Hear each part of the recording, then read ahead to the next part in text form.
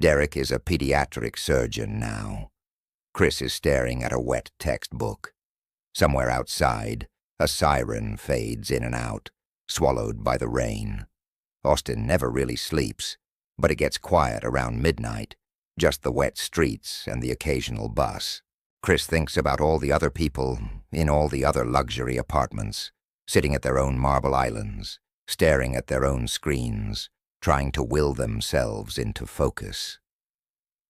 He thinks about the promotion, about Sarah's face when she said, "advanced credentials," about his mom, who still asks if he's using the sweater. He looks at the textbook. Page 1. The condensation ring has dried into a faint white circle, like a ghost of his own distraction. Here's the thing nobody tells you about being smart. It stops working, eventually. High school was easy. College was manageable. But somewhere around year 30, the world stops rewarding quick thinking and starts demanding deep thinking. And deep thinking requires something Chris hasn't practiced in a decade, like sitting still.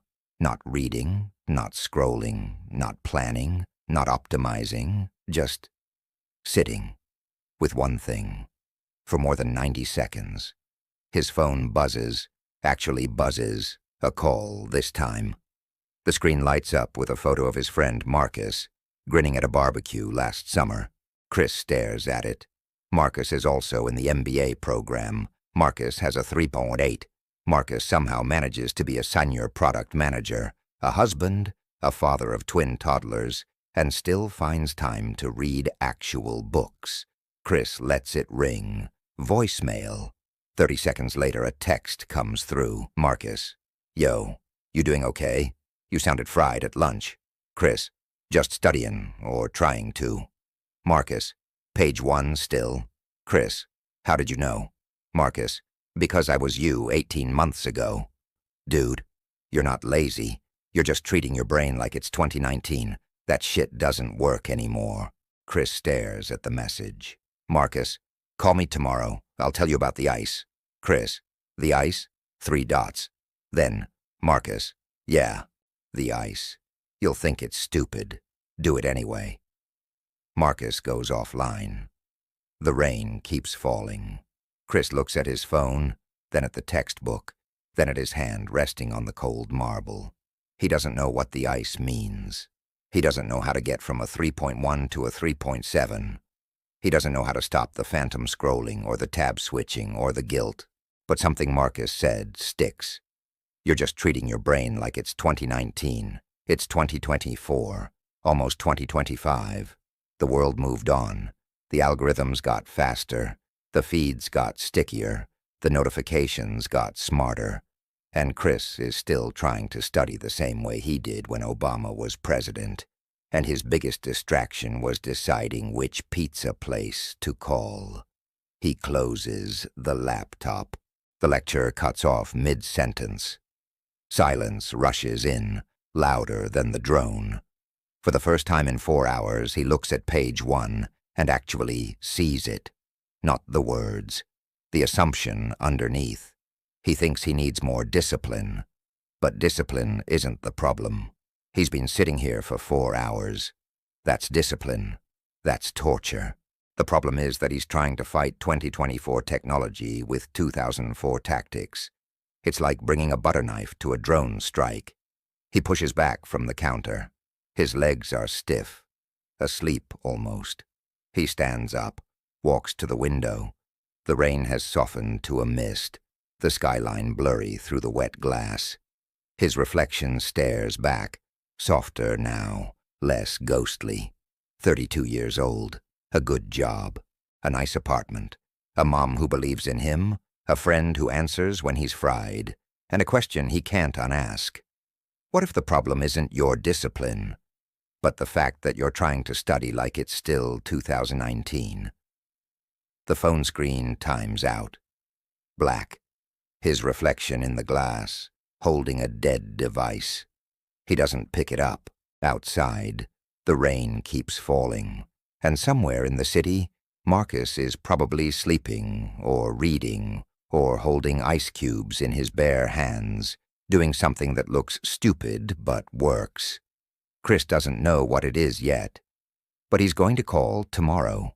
The coffee shop is called Sightglass, and it's the kind of place that charges $7 for a pour-over and somehow makes you feel sophisticated for paying it. Chris comes here every Saturday morning, not because the coffee is life-changing, but because the lighting is good for photos. It's November 17th now, 6 days since the rain, since the voicemail, since Marcus texted him about ice like it was some kind of secret code. Chris hasn't called yet. He's been busy buying things.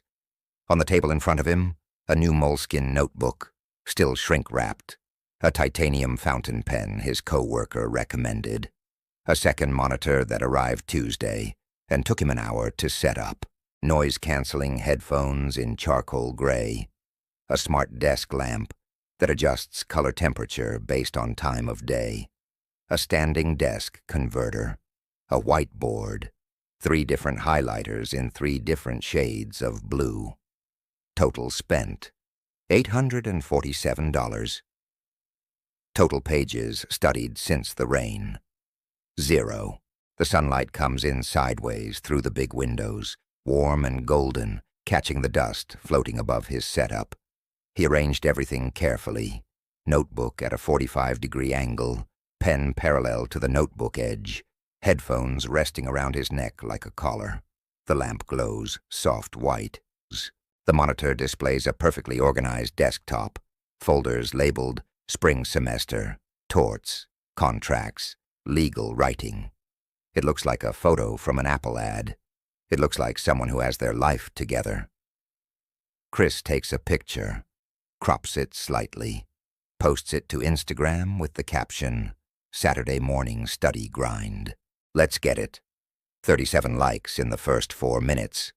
A comment from his mom, "So proud of you, honey." A comment from a co-worker, "What lamp is that?" He replies to the co-worker with the Amazon link, feels productive, opens the textbook. Page 1. Still page 1. He's been carrying this book for 3 weeks now.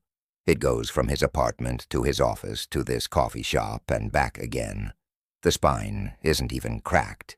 The pages still smell like a new book, that specific vanilla and paper scent that makes you feel smart just by inhaling.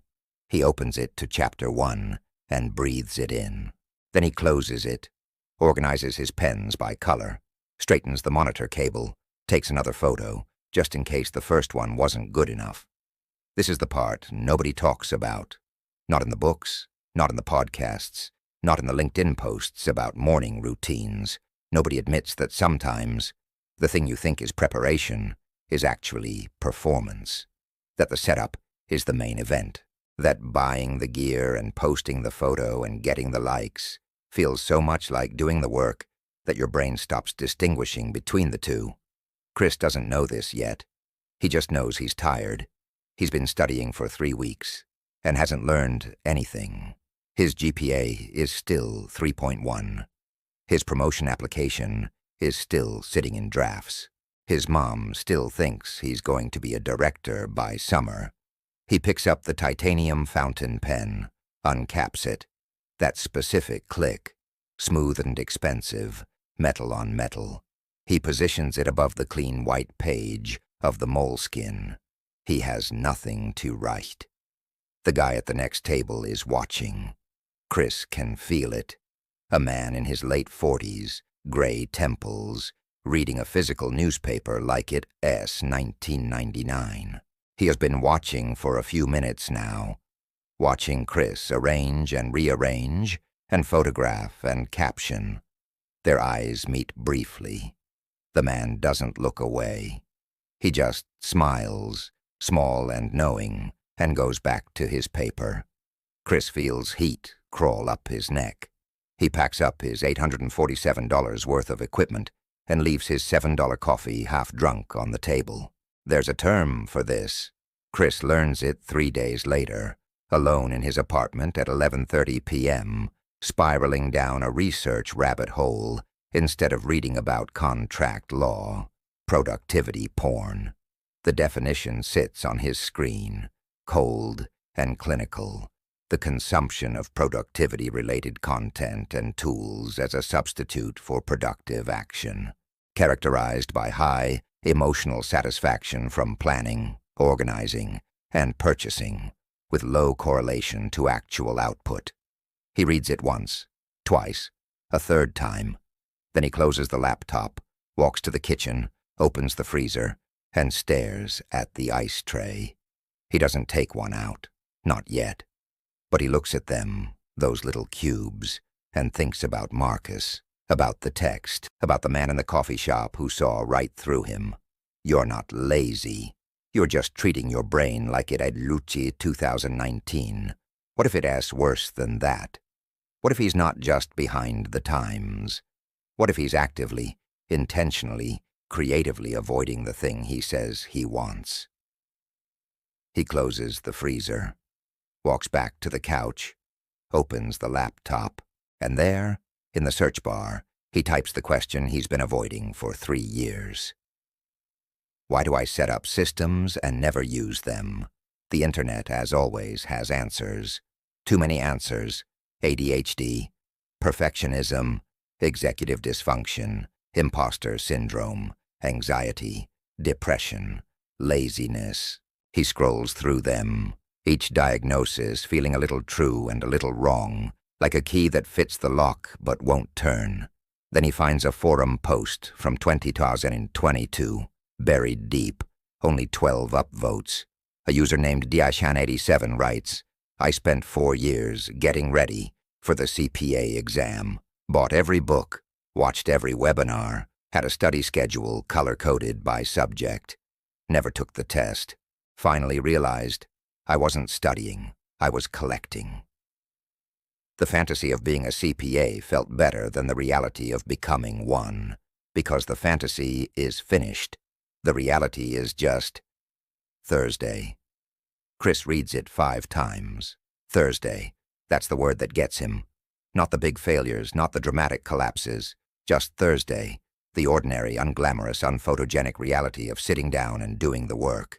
No lamp, no fountain pen, no comments from Mom. Just you and the page, and the slow, boring accumulation of knowledge.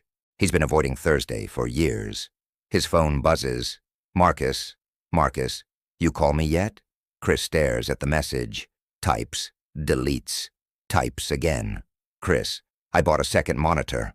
Marcus, LOL, of course you did. Chris, is that bad? Marcus, it's not good, man.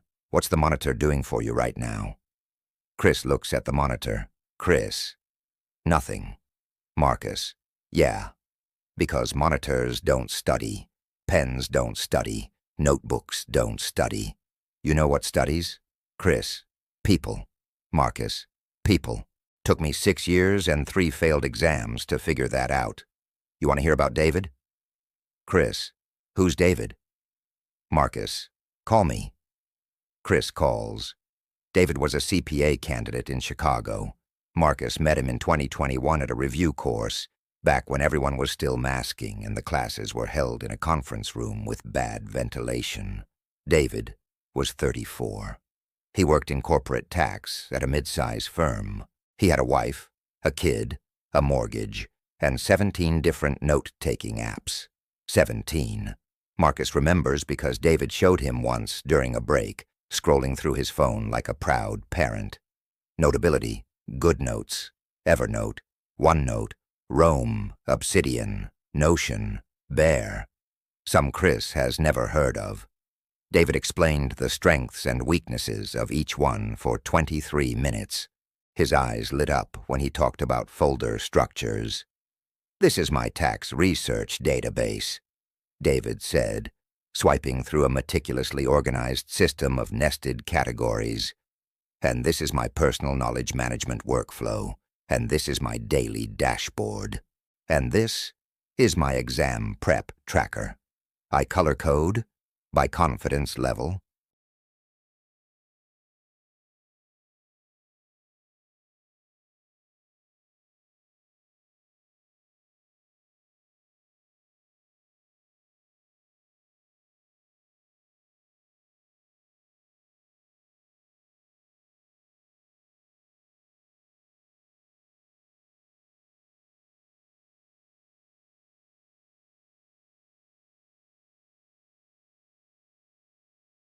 One afternoon we were grabbing coffee, and he was venting, looking totally defeated. After he finished, I looked at him and said something he definitely wasn't expecting. I told him, "Chris, tomorrow I want you to do a terrible job."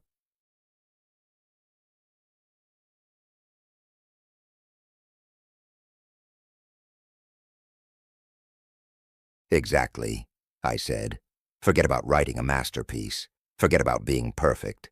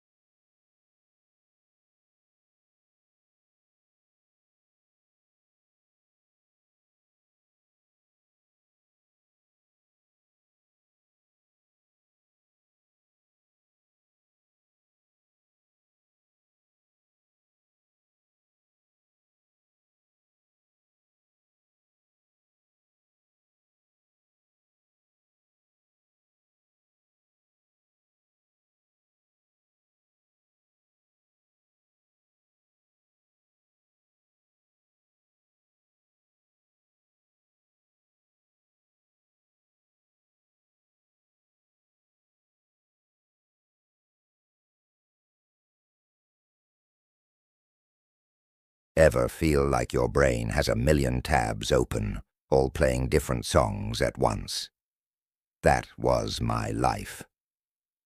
Seriously, my focus was so shot, I once tried to pour orange juice into my cereal. Spoiler alert, it's not a great combo. My name is Alex, and for the longest time, my attention span was shorter than a mayfly's life. It wasn't just about being a bit forgetful or easily distracted. It was a constant, frustrating battle happening inside my own head. In school, I was the kid staring out the window, building entire fantasy worlds while the teacher explained algebra. It looked like I was daydreaming, and well, I was. But it wasn't a choice. It was like my brain was a wild horse and I was just hanging on for dear life. My report cards always had the same feedback. Alex is bright, but he needs to apply himself. Apply myself? I felt like I was applying all the energy I had just to stay in the same room. I'd sit down to study, my textbook open, highlighter in hand, and suddenly 2 hours would vanish. What did I accomplish? I'd have a perfectly highlighted first sentence and a detailed mental blueprint of a treehouse I was never going to build. This followed me into adulthood. At my first real job as a graphic designer, a field that demands intense focus, I was drowning. My boss would give me a brief, and by the time I got back to my desk, the key details had evaporated. I'd start a project, get a brilliant idea, then another, then another. By the end of the day, I'd have 10 amazing starts and 0 finished products. My desktop looked like a digital graveyard of abandoned ideas. I started relying on gallons of coffee just to feel a flicker of clarity, but that just made me anxious and even more scattered. I tried all the standard advice. I made to-do lists, so many to-do lists. I downloaded every productivity app known to man. I set timers, I blocked websites, I even tried meditating, but sitting still with my thoughts felt like trying to tame a hurricane with a butterfly net. My apartment was a physical manifestation of my mental state. Organized chaos. Half-read books were everywhere, projects were started and abandoned on my desk, and my kitchen cupboards were a mess. One evening, after a particularly brutal day at work where I missed a huge deadline, I just sat on my floor, surrounded by my own creative mess. I felt like a complete failure. All this potential everyone kept talking about, and I couldn't even finish a simple task. I was exhausted, not from hard work, but from the constant fight against my own mind. I picked up a small, smooth river stone from my collection, something I'd had since I was a kid. I started tossing it from hand to hand, and that's when something strange happened. As the stone rhythmically slapped against my palms, the noise in my head started to quiet down. It was just a little, but it was noticeable. The simple, repetitive physical motion seemed to give the restless part of my brain something to do, a leash to hold on to. I wasn't consciously trying to focus. I was just playing with a rock. But for the first time in what felt like forever, the world came into focus. I looked at the mess on my desk, and instead of overwhelming anxiety, I felt a tiny spark of clarity.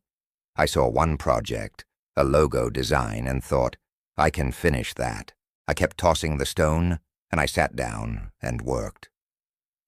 2 hours later, the logo was done. It was the most productive I'd been in months. This was a revelation. Maybe the answer wasn't to force my brain to be still, but to give its restlessness a designated outlet. So I started experimenting. I called it kinetic anchoring. The idea was simple: engage in a small, repetitive, physical task while doing a mental one. The next day I brought a small stress ball to work. While reading through emails, I squeezed it. While brainstorming ideas, I tapped my fingers in a specific pattern. It felt a little silly at first, like a weird, nervous tic, but it worked. The physical action was just mindless enough not to be distracting, but just engaging enough to occupy the part of my brain that usually wanted to go chase squirrels. I started to get really creative with my kinetic anchors. During long meetings, I would discreetly spin a ring on my finger. When I needed to write a long email, I'd bounce my knee. I even found that walking around my office while on a phone call helped me organize my thoughts far better than sitting still. It was like I had discovered a secret cheat code for my own brain. My productivity at work skyrocketed. I wasn't just finishing tasks. I was doing my best work. My boss, the same one who used to look at me with perpetual disappointment, started giving me the most challenging projects. He told me he was impressed by my newfound discipline. If only he knew my secret weapon was a fidget spinner I kept in my pocket. My life outside of work changed too. I wanted to learn to play the guitar for years, but could never focus long enough to get past the first few chords. So, I tried a new approach. I would practice chords while watching a familiar TV show with the volume low. The background distraction of the show acted as a kind of anchor, preventing my mind from wandering off into a million other directions while my fingers fumbled on the frets. It worked. Within a few months, I could play a whole song. It wasn't perfect, but it was progress, real, tangible progress. I even applied this to chores. I hated cleaning, mostly because I'd get distracted halfway through and leave a room in more disarray than when I started. My solution? Podcasts and audiobooks. By giving the language and story part of my brain something to chew on, the physical task of washing dishes or folding laundry became almost automatic. I could clean my entire apartment in one go, lost in a fantasy world or a fascinating documentary. My apartment became a calm, organized space, which in turn helped my mind feel calmer and more organized. It's funny, all those years I spent trying to fix my brain, to force it into a box of what I thought normal focus should look like. The real solution wasn't about fighting my nature. It was about understanding and working with it. My brain wasn't broken. It just processed the world differently. It needed a side quest to keep it occupied while I focused on the main mission. The constant need for stimulation wasn't a weakness. It was just a characteristic, like having blue eyes or being left-handed. Once I accepted that and started finding creative ways to manage it, everything changed. This journey taught me so much about self-acceptance. We're bombarded with messages about the right way to do things, the right way to be productive, the right way to focus. But we're all wired differently. What works for one person might be a complete disaster for another. My unconventional method of kinetic anchoring might not work for everyone, but the principle behind it is universal. Listen to your own mind and body. Find what works for you, even if it seems weird or silly to others. Stop trying to fit into a mold that was never designed for you and start building your own. Today, I still have moments where my brain feels like a browser with too many tabs open. But now, I have a toolbox of strategies to manage it. I have my stress balls, my fidget toys, my walking routes, and my playlists of repetitive music. I'm no longer at war with my own mind. We're a team working together, and that has made all the difference. My focus isn't perfect, but it's mine, and I know how to handle it. And honestly, the orange juice and cereal incident has never happened again. So I count that as a major win. Thanks for listening to my story. If you've ever felt this way, I hope it helps you find your own version of a kinetic anchor. Don't forget to like and subscribe for more stories. See you next time. Have you ever sat down, full of motivation, ready to tackle a big goal, only to find yourself an hour later, scrolling through your phone, wondering where the time went? If that sounds familiar, you're not alone. This is the story of Chris, a guy with a big dream, getting into a top MBA program. But standing in his way was a mountain of textbooks and an even bigger mountain of procrastination.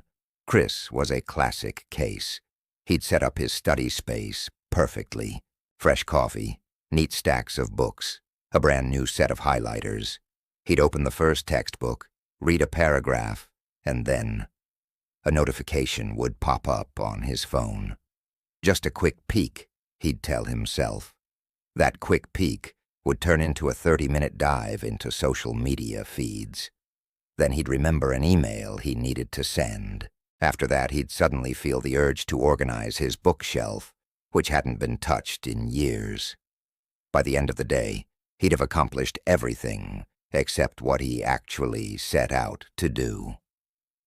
Frustration started to set in.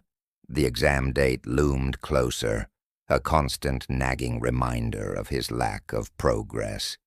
He felt a gnawing anxiety, a mix of guilt for wasting time and fear of failure. He saw his friends moving forward, achieving their goals, while he felt stuck in a cycle of good intentions and poor execution. He knew something had to change, but he didn't know how. The dream of an MBA was starting to feel less like a possibility and more like a fantasy. He felt overwhelmed, and the sheer volume of material made starting feel impossible. Where do you even begin when you have 1,000 pages to read? One evening, after another wasted day, Chris stared at his reflection. He was tired of his own excuses. He realized that motivation wasn't his problem. He was plenty motivated. The real issue was a lack of discipline. Motivation is a spark, but discipline is the fuel that keeps the fire going. That night, he made a decision. No more waiting for inspiration to strike. He was going to build a system. His first step was to tackle the biggest distraction, his phone. He downloaded an app that blocked social media and entertainment sites during his scheduled study hours. He even started leaving his phone in another room altogether. The first few days were tough. He felt an almost physical pull to check it, a phantom itch for notifications. But he resisted. It was his first small victory. Next, he broke down the mountain. Instead of thinking, I need to study for the MBA exam, he started thinking, I need to read 20 pages of this chapter and do 10 practice questions. He used a technique he'd read about, the Pomodoro technique. He set a timer for 25 minutes of focused, uninterrupted study. When the timer went off, he took a 5-minute break. After 4 of these cycles, he'd take a longer 30-minute break. This simple trick was a game changer. 25 minutes felt manageable. It wasn't intimidating. Anyone can do something for 25 minutes, right? Slowly but surely, things began to shift. The small, manageable chunks of study time started adding up. He began to understand complex concepts he'd been avoiding. Each completed chapter, each correctly answered practice question was a small win that fueled his momentum. He created a dedicated study space, free from clutter, and made it a rule. This space was for studying and nothing else. No eating, no scrolling, no daydreaming. When he sat at that desk, his brain knew it was time to work. Of course, it wasn't a straight line to success. There were days when he felt burnt out, when the old habits tried to creep back in. On one particularly tough day, he felt like giving up. The material was dense and he just couldn't seem to grasp it. He felt that familiar wave of frustration wash over him. But this time, instead of escaping into distraction, he did something different. He closed his books, put on his running shoes, and went for a long run. He cleared his head, let the frustration go, and came back feeling refreshed and ready to try again. He learned that discipline isn't about being a robot. It's also about knowing when to step back and recharge. He also found a study partner, someone who was just as serious about the exam as he was. They'd meet up twice a week to review difficult topics and quiz each other. This added a layer of accountability. Knowing someone was counting on him made it much harder to slack off. They celebrated small milestones together, which made the long journey feel less lonely. Sharing the struggle made it more bearable. As the exam date approached, Chris felt a new kind of emotion. It wasn't the frantic anxiety he'd felt before. It was a calm confidence. He'd put in the hours. He'd built the discipline. He walked into the exam hall not hoping for a miracle, but knowing he was prepared. He was focused. He was ready, and he gave it his all. A few weeks later, the results came in.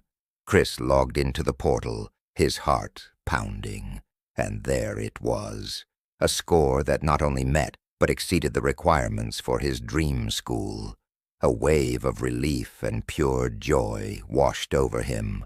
He hadn't just passed an exam. He had conquered his own limitations. He proved to himself that he could do hard things. Chris's story isn't about a magical transformation. It's about the power of small, consistent actions. It's about choosing discipline over distraction, one 25-minute block at a time. It's about understanding that the journey to any great achievement is built not on grand gestures, but on the quiet daily commitment to showing up and doing the work.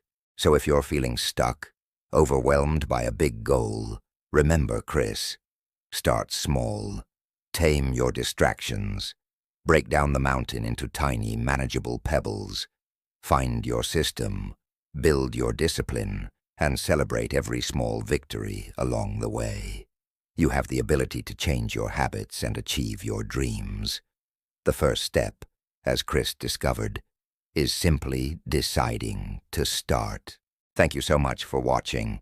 If this story resonated with you, let me know in the comments what goal you're working towards.